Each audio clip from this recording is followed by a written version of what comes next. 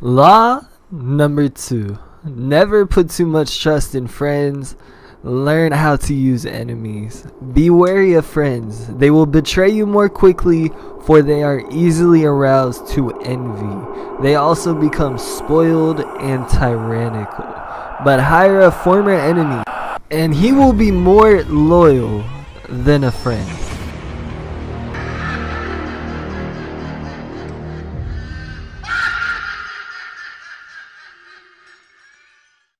Yes, ladies and gentlemen, Ray Allen is easily the prime example for following law number 2. However, what if he followed law number 2 so perfectly that he also transitioned into implementing law number 3 so flawlessly that he has another championship ring to show for it? Even I doubt Ray Allen ever saw himself going to the Miami Heat to join forces with Dwayne Wade, especially after joining the Big Three and going head to head against them so many times in the playoffs.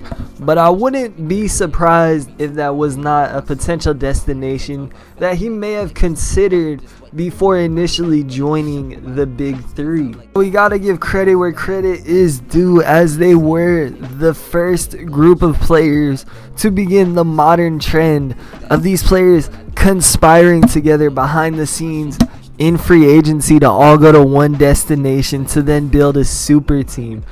I don't know if you guys remember, but that Sports Illustrated magazine cover that showed the Big Three in the Celtics jerseys was so iconic. We're talking about before the rise of social media. Like, maybe MySpace and Facebook might have been out by then, but not every single person that I knew personally was on it. So this was when a lot of people I knew that were into sports were still fascinated with the Sports Illustrated magazines. We knew then and there, as soon as they got together, before they had even played a game together, they had already become an instant contender. However, after winning a championship and then falling to eventually the Los Angeles Lakers, and eventually reaching a point where Ray Allen realized that they simply, just like every other team in the East for pretty much the upcoming decade, had no chance of getting past LeBron. So there was one point where they really had the chance to then eliminate and defeat LeBron James a second time. Game 6, 2012, the Celtics against the Heat. All the Celtics needed to do was win at home, but LeBron came out and played what was perhaps the game of his life, if you want to exclude Game 7 against the Warriors in 2016, where he came out and dropped 45 points. Other stat lines, I think he had something like 15 rebounds. Yeah, 15 rebounds and 5 assists for the night. So at that point, Ray Allen has to know there simply is no getting past LeBron in the Eastern Conference if he wants to try to get to the finals. At a certain point, his contract was up. And yes, he was actually offered less money to go play in Miami. However, one, he knew he was not getting past LeBron anytime soon. Not only that, he didn't like the contract he was in. Plus, they had tried to trade him on multiple occasions prior to that. But another main and more important point is he's been taking a reduced role. He's been getting less minutes.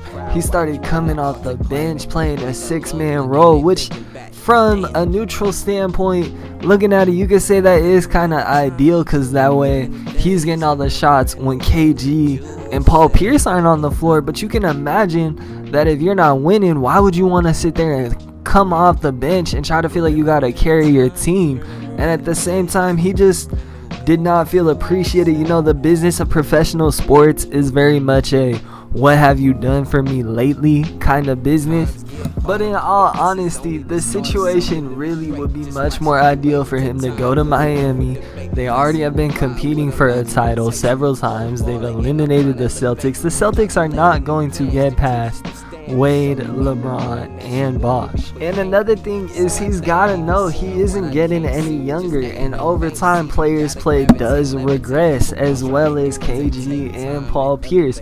Not to say they weren't doing the things they used to do, but at that age, time does catch up to you, and he had to realize, you know, I'm not getting any younger. I only have so many chances left.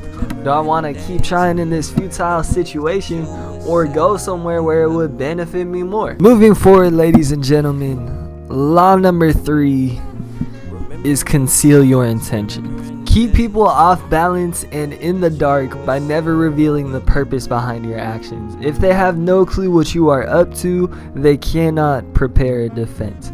Guide them far enough down the wrong path, envelop them in enough smoke with your smoke screens, and by the time they realize your intentions, it will already be too late. I'm sure just about everybody, hell, even I, thought it would be granted that he would absolutely re-sign with the Celtics. In no way, shape, or form did I believe he was going to go to the Miami Heat. Neither did KG, as you can see here. But in all honesty, it doesn't really matter what people think. And it really doesn't matter what others think of you. And Ray Allen had to know in that moment that it was in his best interest to leave for Miami. And it may hurt him, man, to be in these situations, to be essentially blackballed by your former teammates, to be left out of the 10-year anniversary celebration of their title plans.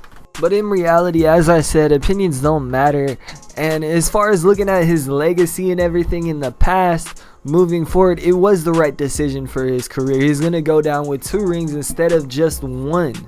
Not only that, he's going to be remembered as hitting one of the most clutch buckets of all time with Miami against San Antonio in the finals. And let's be real, if he never left for Miami, that wouldn't have happened. He would not have been in the finals had he not joined Miami. His only option was to join Miami. And ironically enough, in doing so, he might have been the player to legitimately have saved LeBron's legacy. Imagine how we would be viewing LeBron if LeBron wouldn't have won that finals. Yeah, he's going to get blackballed. People aren't going to like him. But at the end of the day, it was the right decision. On top of that, it is a business. They did try to trade him multiple times. He didn't like the reduced role. And not only that, this is Ray Allen. Keep in mind, this is one of the greatest three-point shooters of all time. And not only that, no one knew he was going to Miami. So he got the best of both worlds. He has 2 rings and maybe, hopefully, one day a spot in the Hall of Fame.